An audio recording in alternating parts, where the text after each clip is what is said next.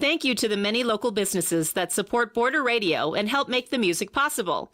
If you have a business that would like to include Border Radio in your marketing mix, we're here to provide a customized program for you.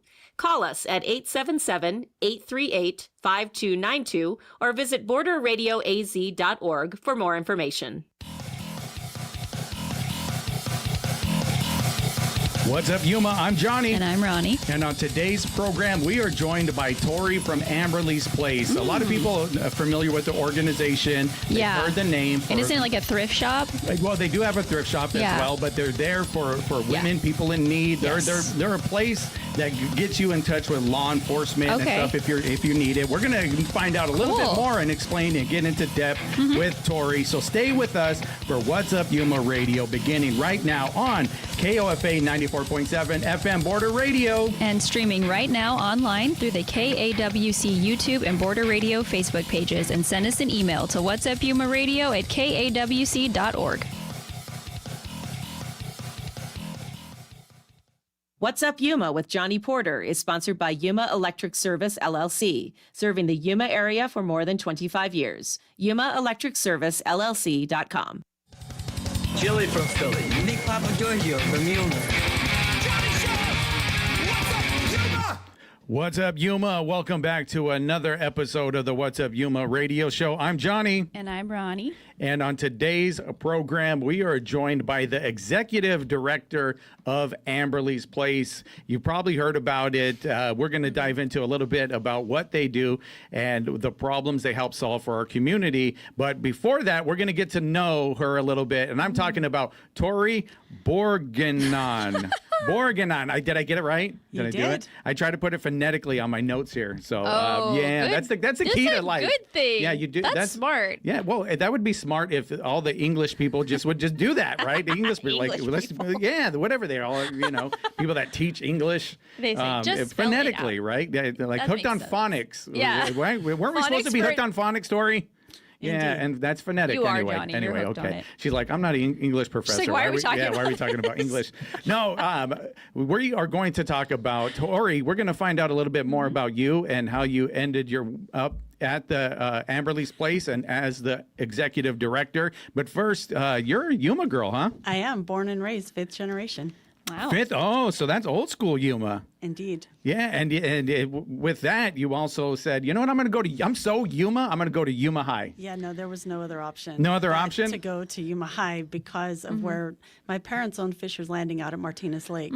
And so we were zoned for Yuma High, and my grandma, both grandmas actually, Yuma High. So there was no option other than to be a Yuma High criminal, and I couldn't wait as a kid because that's where everybody went. And I'm going to bring the mic a little bit closer to you right there so people are going to see my hand in the shot. So there was only Yuma and Kofa. There was. Okay. Until my senior year, Cibola was opened in 1988. So what was it like growing up in Yuma back in the day? Do you remember? What's it like? Did you love growing up here? Was it like something that I want to escape one day? Like most people feel? Like people do. People are like, and I love Yuma. I never felt that way. Were you somebody like, I want to make my legacy here? Is that something early on? No. So I really thought that I would... I went to AWC for a little while, and after I graduated, and then transferred down to the University of Arizona. And I really did not anticipate coming back. And I graduated with an undergrad degree in ag education and taught for a year at Deer Valley High School in Phoenix. Wow. And then it was a rough first year. Most first year teachers would lament that the first year is always the toughest. And so at the end of that first year, I had the opportunity to take some kids to a leadership conference where I met the career and technical vocational director of the district, and he said to me, you need to come home and work for us. And so I ended up interviewing for a job at Kofa High School. Oh, okay. Got the job, and my husband was finishing up his undergraduate program at the time, and his undergrad was in ag, and so it was just a timely thing. I moved home and worked at Kofa for about 13 years. Wow. So what originally drew you to education? What was that? Is that something you always knew you wanted to do, or was it just like something? Okay, what am I going to do? Because a lot of people just like fall into education. I feel like I know a lot of people that are like, I never really wanted to be a teacher. It just kind of landed in my lap. So which one are you? Yeah. Which one are you? There's one or the other. I think a bit of a hybrid blend of both. So I was really blessed to have ag teachers that that instilled not just in me but in all of their students the importance of being able to develop leadership skills and to be able to communicate well and to be skilled in things like job interviewing. And it just, the skills that I learned from my high school ag teachers continue to serve me well every day of my life. And so when I got down to the U of A, I just had contemplated, maybe I want to be an attorney, maybe I want to be, and I just followed the path right into the ag ed program because it had done so much for me. And I thought, you know what can I do to be able to serve my community and to be able to have an influence so that this next generation grows up with those same skill sets, not only a love for our food and fiber system, but in addition to that, I wanted to be part of helping young folks to develop those kinds of skills. And isn't that crazy that it was through ag? Like, so my son is, he went to Cibola last year too, and he took agriculture for the first time, and he thought it'd all be about plants and seeds and like growing crops and like totally about leadership skills. Absolutely. He was like, what is this? But he loved it. He went on a conference and everything. Yeah, it truly, over the course of my career, I've had several pretty significant interviews. And after one, somebody said to me, "Who's your coach?" And I said, "My coach, like the kid that trains me at the gym every day." And he said, no, not that coach. Who taught you to present yourself and who taught you about resume writing? Like, where did that come from? Because it's very, like, you seem very polished. And I was flattered by the compliment. But as soon as I had that conversation, like I said to her, listen, I don't have a coach. I had high school agricultural education teachers who wove that into the fabric of who I am, and not just me, but every other kid that they had the opportunity to teach. So that day I called Ralph Bernal and I called Glenn Gregston and said to them, like, I owe you a debt of gratitude for the gift that you gave not just me, but so many other people. And then I called my two college professors, the faculty advisor, and said the same thing to him, because they just picked up right where our ag teachers left off and carried that forward. So beautiful. That is beautiful. And you went and you showed appreciation. Yeah. You went and you took the time to recognize, well, I didn't have a coach, but I did have all of these behind me, these people that taught me about leadership and these things, and you recognized. So you went from Phoenix area, you said, and now you're at COFA. What was it like to get to COFA and be able to work in Yuma? So it was a little different because I was a diehard Yuma High criminal, so I had to I had to tone that down. You had to tone it down. They're like, keep it down, You're like Tori. barely clapping. Go COFA. Yeah. It took a hot minute for me to I graduated from COFA, so shout out. COFA. So did Anyway. my husband. Wait, maybe, I don't know. Bo was there. I could there. testify that he showed up to some classes. So he was physically there. Bo was there sometimes. That's it. But go ahead. This is about you. I had the advantage that my grandma, my mom's mom, had been the registrar and the principal secretary at COFA High School for so many years. So I had a connection to COFA, but at the end of the day, to the core of my soul, am I going to forever be a Yuma High crim? So You're wearing blue. I am. Yes, you are. I am. It is my signature color. That's how my mom is too. She's like, I love Yuma. Yes. So. So Indeed. you're at COFA and But you now had you to do gotta some blend in. you got to do some adjusting. What was Right. it like to be able to work in your hometown? And So- what was your first actual title and job there? I was the vocational evaluator and career development counselor there. And I worked a little bit in the ag department and then far more with kids in their career development plans and helping them to figure out college, trade school, what was next, and setting goals and things like that. That's cool. I really never in a million years at that point in my career did I ever entertain the idea of being a counselor. And one day, Chip Schneider, who was the principal at COFA, came to me and he said, listen, I'm only going to inflate your ego one time, so here's the deal. You need That's to, all you get. Yeah. You get need one to- compliment from me. you need to go get a master's degree in counseling and do this. Wow. You're really good at it. And my initial response to him was, man, I'm not into all that warm fuzzy business. Like, I don't think that's not for me. So wait a minute. So then Warm you had an fuzzy. idea of what a counselor was, yes. right? Like and you it was had very this stereotypical. So Yeah. is it you had a stereotypical idea of what a counselor is, and you're like, no, I Warm don't fuzzy. want that. 100%. That But was. you have your superiors, you have somebody over there saying like, no, but there's something here. There's something inside of you. So they recognized it. And so what did you do with that information? I sat on it for quite a while and finished out that year. And then the next year, NAU here brought a counseling and human relations graduate level program. And so I jumped into that program and finished it, and then ended up also following. So I ended up with two master's degrees in counseling, and stayed at COFA for till 2006. And then in 2006, I left and went to District 1 as a supervisor counseling coordinator for elementary school and middle school counselors.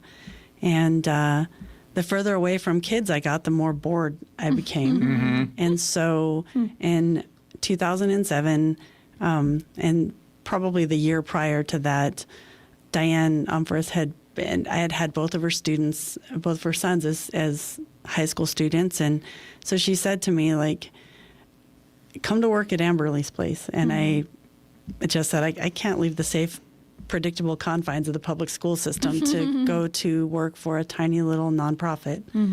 Because that is a jump, right? That Yeah. is a Huge leap. jump. And so, Way different. And like you said, it would seem going from a school to the district, that's a good jump. And that's a better position, a better place to be. But there wasn't something inside, there was something inside of you calling, like, I need more. I need to be able to really make a difference.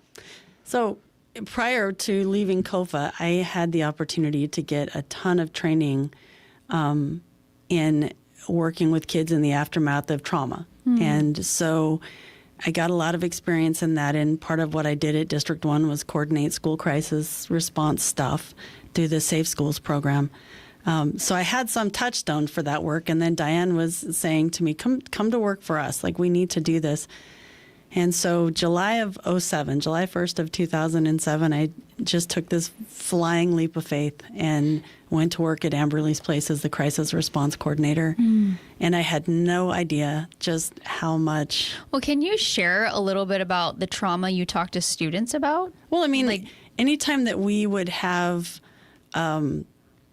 somebody, a student killed in a car accident, a student suicide, Or like maybe a family member a died? family member, Yeah. things like that, where kids were in crisis.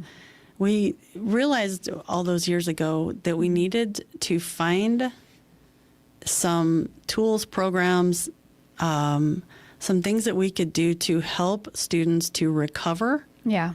and to be resilient and to bounce back through all of that trauma and grief. And so at the time, Gus Headington was our superintendent, and he was really, really, really good in allowing me to get a ton of training in trauma intervention and school crisis response and things Yeah. like that would allow us to be able to do interventions. That's awesome. I mean, That would kids help really kids. need that, because if they just stuff it down, it can come out in other ways, self-destructive ways. And they're so young. They got to stay on the path.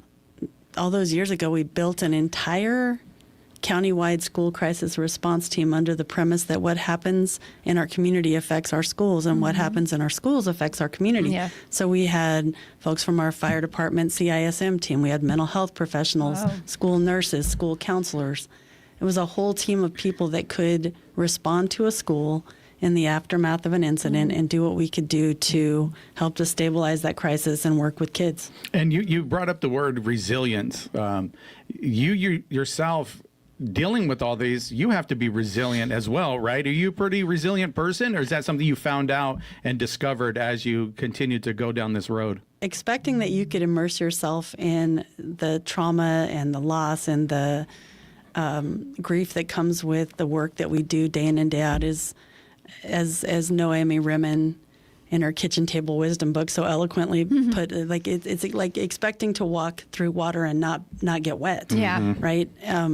Of course, this kind of stuff has an impact on anybody that's involved with it, either vicariously, either secondarily. Like subconsciously too. You know, you definitely are affected by that. I think it's super important, though, to find ways to stay, to be able to process that and to be able to bounce back. And I firmly believe that if you can be vicariously affected by trauma, you can also be vicariously resilient. Yeah. And I like that. I think that it's, you know, few people will ever know the kind of strength and perseverance and courage that you get to bear witness to when you're willing to come alongside of somebody and stand in the fire with them. But when asked, how do you do this over and over again? How does our staff do this over and over again? It's truly about that.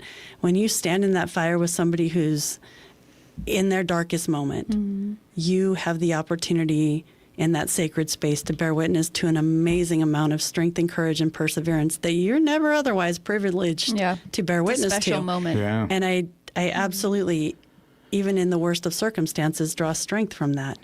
And often pray that I never have to know what that's like from a firsthand perspective, because I'm not sure that I could muster the kind of strength and courage that I witness. Wow. And But then someone would be there for you. Absolutely. I hope so. I'd like to think that. I mean, I hope that I never, ever have to go down that path. But I definitely feel as though when you show up and you are skilled in the ability to intervene in the midst of crisis and chaos, you have to find ways to draw strength and to look. You never want to walk away from a crisis without looking for the opportunity to grow from it. Yes. And so that's how you keep going, is that you find ways to grow, and you look for the tiny, tiny little threads of good that come forth from some of these tragedies. And that must be difficult to tell somebody or to be able to teach, to find whatever good might be there, whatever When they're gold might be hurting. there. that you don't do that. That's You're just huge, like, hey, get over it. That's not how it works. No, I'm not saying verbally, no. but I'm saying even how to teach somebody to be able to find that. I think sometimes that happens very organically. Okay. In the worst of situations, folks will eventually turn around and say, I started this new habit. I got involved in my community. I organized some suicide awareness things. Like I did things that were born out of this trauma and this grief that I'm in the midst of right now. And that's powerful, right? It doesn't happen all the time, but sometimes it means that, we drew our family closer together. It means that we're a little safer when we step out into the world. There's a myriad of tiny little threads of good that come forth from these kinds of things. But if you are blinded and in the midst of all that, you don't often, you miss them. Yeah. You miss them. Yeah. You miss them, but then if somebody finds them, do you kind of you would help them recognize it, or is that the part of the grief counseling? So here's the thing. I definitely want to separate a bit the trauma and the grief. And I think sometimes that we get so caught up in focusing on how to mitigate traumatic stress and traumatic stress symptoms that we absolutely lose sight of the fact that oftentimes what's most present is the grief that comes forth from situations. And mind you, grief is not always about death or loss. It's not always about death, but it is always about loss. And it could be the loss of a relationship. It could be the loss of a home, the loss of a job, the loss of a loved one. Yeah. And it's something that the more work that we do, the more I'm cognizant of the idea that it's both, right? There can be traumatic stress symptoms where somebody's sympathetic nervous system has been highly activated and they're not sleeping and they're dreaming about the incident, and all of these things are happening simultaneously they also may be dealing with the grief of the loss that's in the midst of whatever it is that they're dealing with. And so we try real hard to consider both when we're doing this work. So I learned something today, right? I learned a lot of things. Yeah, no, but definitely the differences in how you have to maybe approach them a little bit differently and be able to divide those. And you perked up when you mentioned getting to Amberley's place after the district. So we're going to come back from a short break and talk a little bit more about that and the future of Amberley's place and what's going on now. So we're going to do that after a quick break. You're listening to What's Up Yuma Radio right here on 94.7 KOFA Border Radio.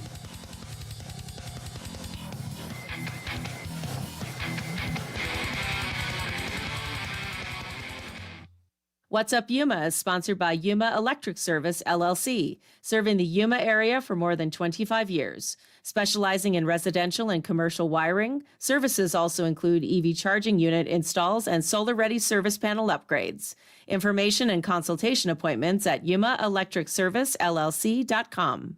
Good morning. I'm Cecilia Hollins-Braithwaite from the KWC Newsroom. Another sunny, hot day in Yuma with a triple-digit high of 112 degrees expected. Winds out of the south at 5 miles per hour, mostly clear tonight with a low around 83 degrees. The Yuma Union High School District is partnering with Envita Health to offer free sports physicals this Friday at Gila Ridge High School from 4 p.m. until 8 p.m. More details online at kewc.org/news. The Strong Beginnings Project will launch a financial assistance grants program on August 1st for Yuma County families affected by autism. Funding can help with therapy services and support for adaptive car seats, communication devices, and travel costs. More information and application details are at sbproject.org.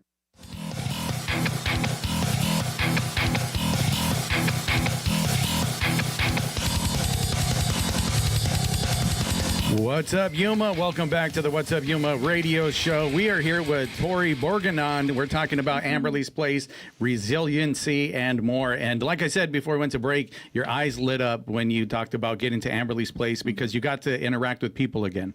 I did. And honestly, I did not ever anticipate in my wildest dreams how much I would love the work and being able to quietly, humbly serve our community at 2 or 3 o'clock in the morning, showing up. On call is what it is. So you were on call? Yeah. Oh, okay, But on call for? So Amberley's Place has a victim advocate on call 24/7, 365. Wow. And so each advocate is responsible for one night a week and one weekend a month. So if you dial our hotline at 3 o'clock in the morning, you're going to be greeted with, "Good morning, Amberley's Place. How can I help you?" Wow. And they're going to respond on scene with law enforcement. And we have 12 law enforcement jurisdictions in Yuma County. We'll respond with all 12 of them. Wow. So we could be getting a call in, 2 in the morning from YPD dispatch or YCSO dispatch or Somerton, San Luis, Welton. Amberley's Place has satellite offices in Welton, San Luis, and Somerton. Wow. Because we cover the whole county and also assist with Imperial County. So with that said, that on-call, as much as that's probably the hardest wear and tear of the job, for me was also the opportunity when the rest of the world wasn't looking to do something that mattered for somebody. Yeah. And that's really, truly what sucked me in, what drew me in. And frankly, what drew me back was just this idea that we can be in humble service to our community, one abuse victim at a time, one person at a time, one family at a time, and do everything we can. We only have one objective at Amberley's Place, and that's to leave people better than we find them every day. That's it. Yeah, I was going to say exactly that's what you're doing. You're being a public servant. You're being of service. So when you get these calls at like 2 or 3 in the morning, are they usually just from people that are like literally in like a violent situation at the moment? It varies. So it could be domestic violence is by far our highest call for service. So, 7 times out of 10, it's going to be a DV call out where we're going to go on scene with law enforcement and do what we can to explain victim rights, explain the court system and what's going to happen next. If there's an arrest made, we are able to go to court with that victim. or on behalf. We can do statements, victim impact statements in court, get copies of conditions of release and things like that, and be able to do safety planning so that, and then absolutely connect them with safe shelter. If it's not safe for them to stay where they are, we are going to work with Catholic Community Services Safe House to get them into Safe House and get them safe for the night. The whole goal of that on-scene crisis response is to meet them right where they are in the moment at time of need, and be able to do what we can to affect them making or empower them to make decisions toward their safety and that of their children. Yeah. So you're there, you find the fulfillment, but somehow you end up at the juvenile court. How did that happen that you made that switch? So in 2016, my daughter was a junior in high school, and at some point, over the course of that last little bit of time in the summer of 2016, and early into her junior year, I realized, I'm not getting a do-over on this. I have her 2 more years. Yeah. And then my last child is going to be off living her best life as an adult. And I'm not going to get a do-over on that time. And so I needed to take a break. I needed to come out of that and be able to be present for her last 2 years of high school. And so I did that. I switched jobs and went to work at the juvenile court for a little bit of time. And then I had the opportunity to go to work for the Semel Institute for Neuroscience and Human Behavior at UCLA. Oh, cool. And my office was here at MCAS Yuma, and I was a resilience trainer for a program called Focus, Families Overcoming Under Stress. So I became a resilience trainer for military families and couples. And truly, next to the fulfillment that I got doing the work at Amberley's Place, I truly believed I would retire there. I absolutely loved that work. That sense of fulfillment came back. It was there. This is it. This is what I want to do. And you learned a lot, and you got to help a lot. Correct. And both positions, right? Positions of impact. And I learned a little bit about myself in that I really do my best when I'm in a position of impact where I can help other folks, and I don't mind helping other folks in the worst possible moments. And fortunately, I'm surrounded by a whole team of people that have that same mindset, that same willingness to do the work because of the impact that it makes. So what was that like working with the military families? It was such a rewarding gig. I had so much fun learning the model, the focus model, and being able to do that work and watch. So the whole purpose of it was to help folks to better deal with the wear and tear of military life, and to strengthen and fortify the family unit, and to do what we could to help them be a resilient, strong military family in the face of deployments and combat stress and all of the stuff that goes along with military life. I love that. Like you're saying, deployment, or maybe they had a bad deployment. They come back. The family's also been away from the parent for so long. They're like, how do I adjust to 100%. this person being back? And like we had Dusty Fields on yesterday, and he was talking too about mental health and how important that is for first responders. Absolutely. Stuff like that. So do you have any stories or memorable incidences with some of the military families, something that really stuck out for you? I was really blessed with some amazing couples and families that I had the opportunity to work with. And I don't know that there's one that stands out, but watching them come in, and maybe they're struggling with emotion regulation and communication skills, and being able to measure that the first day they walked in the door, and then measure that 6 to 8 sessions later, and being able to watch them realize, man, the lines of communication have opened up. Yeah. We're a stronger family for having gone through this program. And I wouldn't ever take credit for that. The program, they did the work, right? So just being able to facilitate that, these are folks that are serving and protecting our nation. Yep. And I had the honor and privilege of being able to work with them like that. So cool. For me, it was just you show such gratitude, like for being I would say like the vessel, to help these people. That's really cool. I think 2 things. If you don't learn anything else about me today, I really love serving our community in whatever capacity that is, and whatever I can do.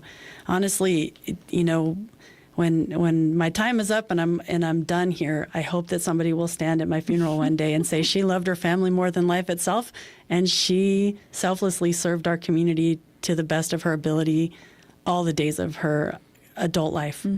So you're mentioning about serving the community. You also serve for the Yuma Police Department Critical Incident. Can you tell us a little bit about that? It's a Critical Incident Stress Management Team. That's a There, I got long it. title. No, yeah, I know. I got to read it off my phone. CISM, right? Jeez. Now you CISM. tell me, Tori.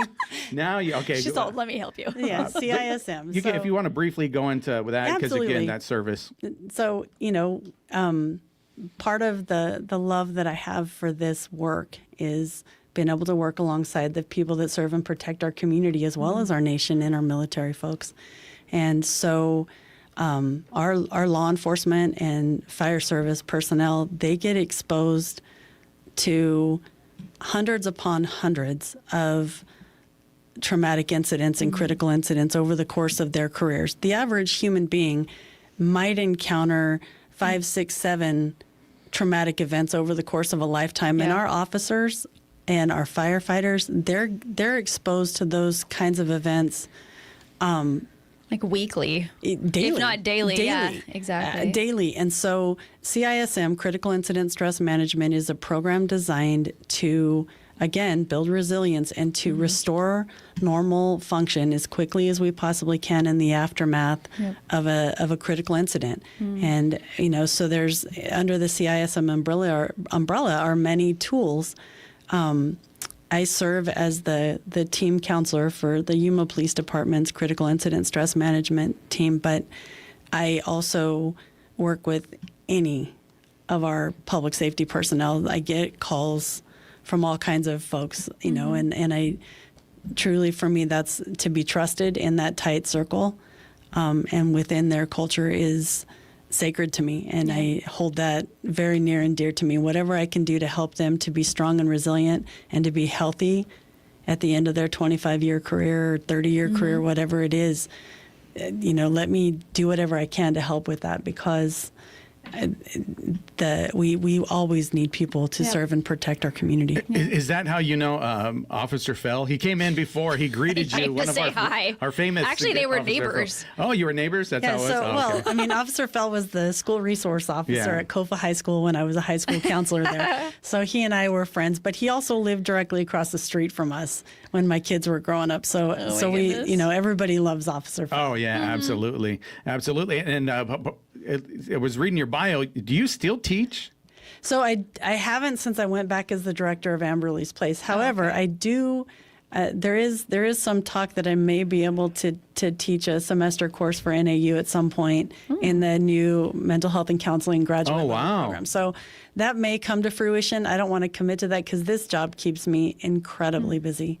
I bet. So busy. So explain a little bit how you ended up back at Amberley's Place as now the executive director, and tell us a little bit about what's going on at Amberley's Place today as you as the director. All right. Well, so glad that you asked. So in the spring, late winter, early spring of 21, I was happy doing my work on base at MCAS Yuma as a focus resilience trainer, and I got a couple of phone calls that the director, the longtime director, Diane, who quite literally, we have an Amberley's Place in our community in large part due to her steadfast leadership and commitment to the organization and to our community. And I would never in a million years want anybody to lose sight of that. But I got some calls, please apply for this. And I said, no, I'm not going to do that. Because again, like you said, that's where you wanted to retire. You're at the place that I was you're good. fulfilled. Yeah. You're good. Happy. Truly, I was good. I was very content with what I was doing. And, as it turned out, I came in one day and my husband said, hey, have you applied for Diane's job yet? And I said, heavens, no, that's a we, not a me decision. That is a huge commitment. We our kids are grown now. And he said, exactly, our kids are grown now. What are you waiting for? Wow. And so that night I went to bed and do what I always do when there's a big decision to make. Okay, God, your will, not mine. If this is the next step, then open the door and I'll go through it. But I'm good with no. No is a perfectly acceptable answer. It's like, You're like, God, but hey, we could do no. We I'm could do no. willing to take no. Yeah. No is an okay answer too, right? And so with that, I updated my resume and threw my name in the hat, and I got an interview. And like everything you do great at it, right? Yeah. You're like, They're like, she's the one. Who coached you for this interview? It's like, yeah, this is just how I do it. No. I truly like I don't ever want to walk out of here today not thinking that that somehow I'm all that in a bag of chips, because really, truly, I just am somebody that's really committed to our team and to the people that we serve and to our community, and that's that. It's my job to say you're all that in a bag of chips. Yes. So, Thank so you. just take Your it. job That's to say, it. yeah. You can be as humble as you Yeah. want over there. I'm gonna be throwing chips at you. So Humility is great, yeah, and we'll hype you up. yeah, we'll do it. But so you got the interview. I got the interview, and you're saying, God, you could still say no, but what's going To the on? last second. I 100% sat in the parking lot before I walked into that interview and said, okay, Lord, I just want you to know that if this is the next chapter, if this is what we're supposed to do, then, I'll do this, and no second guessing. But I'm good with no. I'm good with no. If the answer is no, then no is no, and I'll keep doing what I'm doing because I love what I'm doing. And that was on a Friday. And I thought, okay, when I got done, I thought, okay, I did okay. I did okay, did well enough probably to make the second round of interviews. And the board chair called on Monday afternoon at 5 o'clock as I was leaving the base and said, We want you. so she said, we've made a decision. Do you want to know who it is? And I thought, no. Well, what? You're calling me. Yeah. So I know. I'd be don't like, know. is it me? it was awkward. It would be right? rude if that's not you. What was that? Yeah. Do you want to know who it was? Because it's not you. So I said, well, sure. And she said, well, we chose you. And I had pulled into the parking lot in the church parking lot right behind our house, wow. right? So I literally was just coasting and had her on speakerphone. And when she said, we want to offer you the job, I drove over the curb. Oh my gosh. Wow. You almost crashed into the church. I almost crashed into the church, but there were some planter Yeah. boxes, and I hit that and put the Oh my gosh. tire of my car in that planter box and was like, ah, kind of spazzing out a little bit. And then, so we had this conversation and the rest of the story. Yeah. That I'm, here as the director of Amberley's Place. And so again, I had no regrets, no looking back. I truly am absolutely blessed to be able to serve our community Yep. in this capacity. And, more importantly than me as the director are the team of people that I'm blessed to work with at the center that serve our community day in and day out. My job now is inherently different than theirs. They're the folks in the trench doing the work. And to be able to be a leader in that building and be part of their team is really what's most important.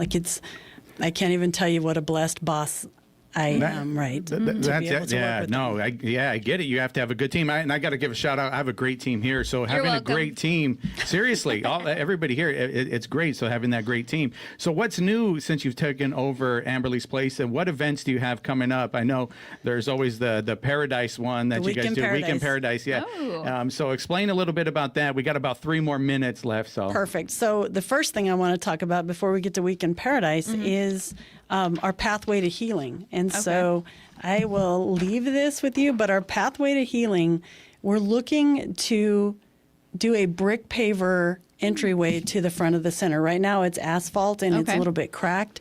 And so in order to make that more aesthetic, and we want to build a pathway to healing that leads to the front door of the center. That will be made from bricks that people are now buying in our brick campaign.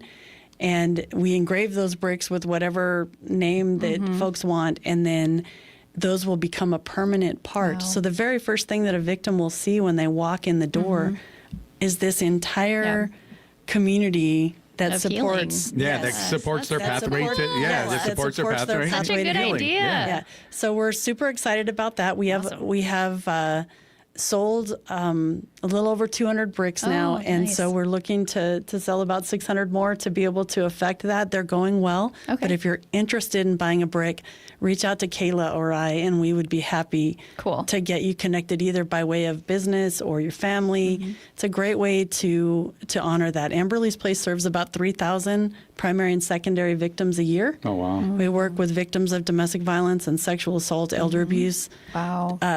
child abuse, both Yep. physical and sexual, and sex trafficking victims. Wow. 24/7, 365. And the one thing we don't do, we are not a shelter.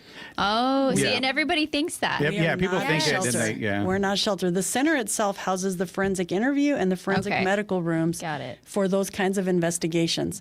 We operate Amberley's Place from a multidisciplinary team perspective, meaning that everything we do involves our Child Protective Services, Department of Child Safety, county attorney, law enforcement, victim services, victim advocacy, mental health, and forensic medical. We have 4 full-time nurses. They work alongside, not full-time, but there are 4 nurses that work alongside of us that come in to do those forensic exams at time of need again.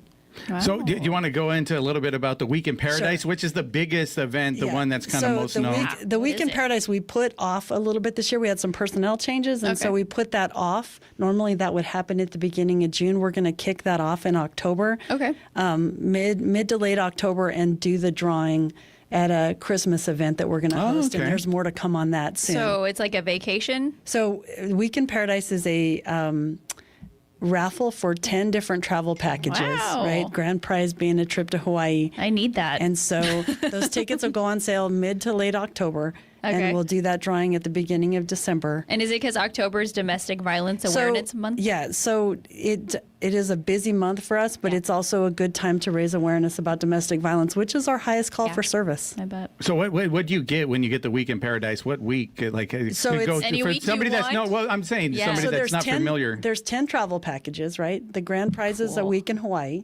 And then we have a Disneyland package, a Knott's Berry Farm package, a Grand Canyon package, a usually a deep sea excursion. So there's 10 different travel packages. So if you win one of those, then you work with the travel agent to plan your vacation. That's really neat. So you get the choice. Nope, we draw for each one of those individual packages. Oh, okay. So there are 10 winners every year. Cool. And 10 so like win- then oh, you wow. just you get the Disney Yeah. package. Tickets are Gotcha, $10 okay. a piece. Oh, that's And we that's try to not sell bad. about 5,000 tickets. Awesome. And so we're excited to roll that out here shortly, and you'll hear more to come on that. I'd love to come back when Absolutely. that's an active. And the Yes. the Christmas thing. So what's that going to be? So we are going to launch a new event at Christmas time,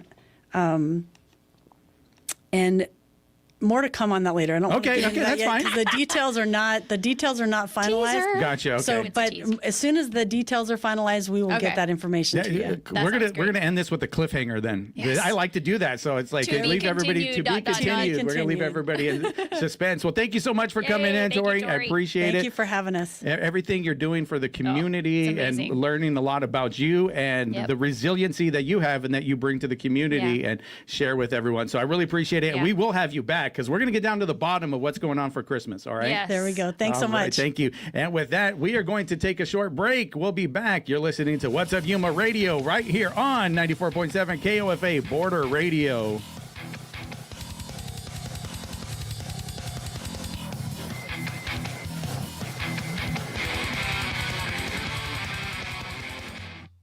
The Mexican Consulate in Yuma is presenting the exhibition Retrospective 1988 to 2021 by artist Antonio Munoz, representing more than 33 years of the artist's work. The collection can be experienced from 7 a.m. to 6 p.m., weekdays through September at the Cesar Chavez Cultural Center in San Luis, Arizona. For KAWC News, I'm Cisco Stargazer, Education Solutions Reporter. The Yuma Mechanical Engineering Club is the only engineering student organization at Northern Arizona University, Yuma, and they're looking to represent more than just their campus. This academic year, the club has set its sights on the Baja Society of Automotive Engineers competition in spring 2026. This will be the first time NAU Yuma participates in the internationally recognized competition. They'll be designing, building, and racing off-road vehicles that can withstand rough terrain and even water. The vehicles will be designed to be durable, ergonomic, and reliable, but cost-effective too, since business is part of real-world engineering. The club's begun preparing for next spring, so they're seeking sponsorships and donations to cover materials, manufacturing, and other competition costs right now. Their estimated budget stands at $20,000. Interested folks can contact them at nauymek@gmail.com to learn more. For KAWC News, I'm Cisco Stargazer. What's Up Yuma is sponsored by Sunrise Cleaning, serving the Yuma area's residential and commercial cleaning needs. Sunrise exclusively uses eco-friendly cleaning products and provides specialty services such as solar panel, carpet, and RV cleaning. More information and appointment booking at sunrisecleaningaz.com.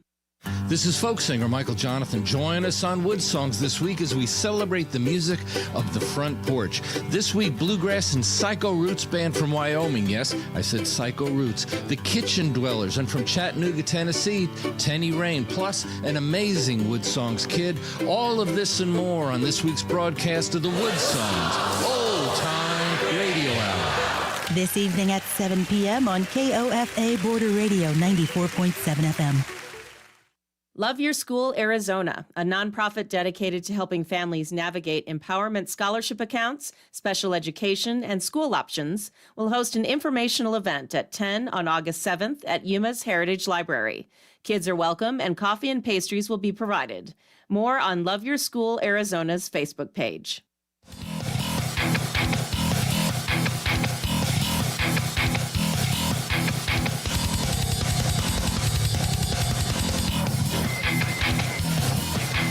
What's up, Yuma? Welcome back to the What's Up Yuma radio show. And it's a first, Ronnie. This is a first for us. We are going off the schedule. Yeah. So, and what that is, we went a full hour. Yep. Right. We're at a full hour, and that was just sprung on us. They're like, "Hey, Monday, an hour." We're like, "Woohoo!" Originally, he said it was going to be in the fall, but he said, "You want to do it in August?" And I'm like, I'm usually like, if you say something, I take it. I take a hold of it, right? Like my old mentor, Russ Clark, said he never turned down a speaking engagement. Correct. Right? I remember him you saying remember that. him saying that? And so I never turned down an opportunity or a challenge, right? Yep. So it's like, okay, well, am I ready? I don't know. Let's just do it. Like, we're just going to do it like we're doing here now, Yeah. right? So we're filling up the rest of the time. But Correct. we're giving that opportunity. So we're filling it out. We'll probably have some bits, maybe we'll have some, I don't know, we'll do something. We'll have the news team that's here on KAWC, our sister station, have them come in, have Victor come in. Hopefully we'll get Lou Gum, Cisco, talk about what's going on. The school's about to open. We've been here broadcasting at AWC for a while now. And no one's been here. Nobody, it's kind of been now empty. I'm not going to have anywhere to park. And driving in this morning. Oh my gosh. Was it difficult for you? Like, I got here the same time all the kids from Gila Ridge were getting here. Oh, so we're right by the high school and multiple elementary schools. Yeah, so all the it's like this elementary. one road. Yeah, it's packed. Yeah, it was pretty busy. But change is good. Yeah, change is good. So now we have extra time. So it's going to be a toss up between filling it with extra guests, correct, and then what we do. And I just want to say something too. Created this show to highlight our guests. So hopefully, and you can let us know. You can reach out to us at, what's the email address, Ronnie? Oh my gosh. You have it? Is What's Up Yuma Radio at KAWC.org. Gosh, She shut her eyes. memorized. Yeah, you shut her eyes to find it. But no, this is what I want to say. Like, it's here. I wanted to highlight the good things in Yuma, the good people in Yuma, like right? Tori. Like Tori, right? The work she does is amazing. Amazing work. Crazy. But there's a story behind the amazing work. Exactly. There's something more behind there, and so that's why, again, I wanted to create it not just to highlight, say, Amberley's Place, or we're going to have people from the food bank on in the future and these different organizations, but what it takes to be that special individual Yeah. to spearhead some of these things and serve your community. And serve the community. So that's why I created it. So hopefully you guys out there, if you want, send us an email. Are we reaching that objective? Give us some feedback. Yeah. Give us some feedback. Absolutely. Let me know if we're reaching that. And if you have any other ideas of who we should. Or you want to be a guest? If you want to be a guest. Yeah. And we've had more and more people reaching out. Correct. And putting a structure together, and Ronnie's been great and quote unquote organizing. Yes, and helping schedule. to organize everything, volunteering to put that together, and so I couldn't do it. I was trying, and like I had to shut off my notifications because I was He's constantly. like, can you just take over the emails? I'm like, no problem. And so we're going to do that. We're have some structure with Ronnie to be able to handle that and help booking the guests. And she's been doing great. So thank you so much, Ronnie. Yeah, it's fun. That's been excellent. And so she's going to be reaching out. And if you reach out, she'll reach back out to you. Correct. And then find out what spot you get the 10 o'clock, the 10:30, and stuff like that. That's right. So it's exciting. And one of the things that people know about you is that you write for the Yuma Sun. I do. I write the advice column for the Yuma Sun. It's called Ronnie's Remedy because I'm Ronnie. You're Ronnie. And my daughter's name is Remedy. So I thought it went perfect together. And so I'm kind of giving you a remedy, for whatever problem you're writing into. Right. And so, and then we were talking a previous radio station about how to get you started in radio and so do some stuff. And and that didn't go good. Just kind of went away. It went away. Yeah. My boss got let go. Then I got let go and things happened. But it was a natural fit to go ahead and have you come in and do this. So thank you very much for I love it. coming in. So one of the segments we're thinking about doing is with your column. Like answering a question? Yeah, answering a question. And I think you said you do have a couple of questions here. I have two questions, and I'm going to let you pick. Like, one is about a friendship kind of falling apart, and the other one is about in-laws. So which one would you rather talk about? Wow, geez. Let's do. You're like, I don't know. Well, no, let's do the friendship one. I think we could do the friendship. So this is again part of Ronnie's remedies. This is a question you just got. You normally answer this. That's what I mean. Then... So people they send me anonymous questions. I have like a whole website, Google form set up. They submit questions. I answer 3 in the paper every Saturday. But these two are brand new. Like I have yet to even write them, in the paper. So this is a fresh, hot take. So and I get to help answer it. Like see I if want I your get perspective. my perspective. See if I give good advice. Johnny's remedies. Okay, let's see. All right. Okay, ready? All right. Okay, dear Ronnie. Well, I should do it. We should do a disclaimer before this. Sorry. Yeah. Don't listen to us. Anything we say. Can't be used against us in a court of law. There you go. All right. Hopefully. I think that works for the lawyers. I'm checking. Well, with it's out there everybody. now. Okay. So right. we said it. Okay. So, dear Ronnie, I have a close friend I've confided in for years. We text often, sometimes daily, and we've shared everything from personal struggles to silly inside jokes. I don't have a big circle of friends, so I've trusted her with some of my most private thoughts. Recently, I found out she's showing our text conversations to other people, apparently to make herself relevant with people I've connected with and she wants an in with. I feel hurt and betrayed. I never imagined she'd use my words that way, especially without my knowledge. How do I address this with her? And is this friendship even worth salvaging? Sincerely, confused and exposed. Wow. So I am confused and exposed right now because I would not know how to deal with that. Really? I don't know. Like well, what would you do if your friend was showing all your personal information? I tend to be like Troy. So Troy, we're gonna have a talk, Troy, if you're doing this. All right. So again, I will feel hurt, betrayed, right? Exactly. There's like, that's it's like, normal. Yeah. You should be hurt. Yeah. That's private information I gave you. Why would you betray my trust like that? Yeah, but I also know it sounds like somebody that's young. This is a younger person. I don't know. Yeah, There's don't know. no ages. It's all anonymous. It's all anonymous. It's all okay. anonymous. Well, it sounds like somebody that's trying to climb a social ladder. Correct. Right. That's That's somebody that's trying to climb that and use this to be able to have some, like they said in there, some ins with it. Yep. But I could kind of understand that as well. Mm-hmm. I could see that. Well, maybe they're using this, but are they using it maliciously? Are they doing it like, look what she said about you and this and that? There's not that much context in exactly. So that's kind of like where my I don't want to say issue when I answer questions. I don't have all the details. So what I do is I go off of what I know. And in this, so her question. So I always try to address the question. How do I address this with her? So you just talk to her. Like, that's what I would tell this person is you need to call her and set a date and time to talk and say, look, I've kind of found out that you're showing our private conversations to people, and I kind of want to know why you're doing that. It can all start, like, good communication can start if you just come at it with a nice soft tone. Like, if you go to her and you're like, hey, I found out you're exposing my secrets. I mean, a huge fight is going to happen, so it's not cool she's doing this. I will say that. I would be very upset. So you would agree with that? You would Yes. say, like, this isn't cool, but there should be a certain tone and a way you approach the situation. Why are you doing this? Like, what did I do something that you're mad at me about? Why are you showing people private things? And then kind of talk about it. And then based on that conversation, you're going to know inherently if the friendships worth salvaging. Because she asked that too. Like, is this friendship even worth salvaging?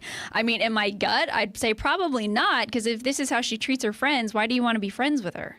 But you don't know that until you talk to her.